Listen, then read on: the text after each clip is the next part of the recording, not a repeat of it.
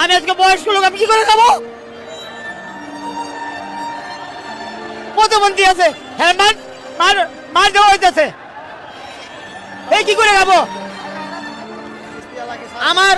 আমার ফ্যামিলি কি দিয়ে পালবো?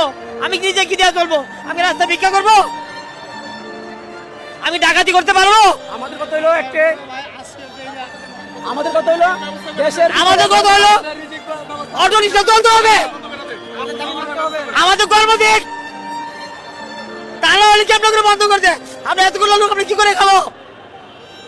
দেশের ভিতরে বড় ধরনের অভাব চলতেছে। দেশের ভিতরে সরকার নাই, তাই হলে কি এই অভাবের ভিতরে কর্ম করে করতে পারি না? আমাদের কি খাওয়ার জন্য কেউ দেওয়ার মতো কেউ নাই? দেওয়ার মতো কেউ নাই?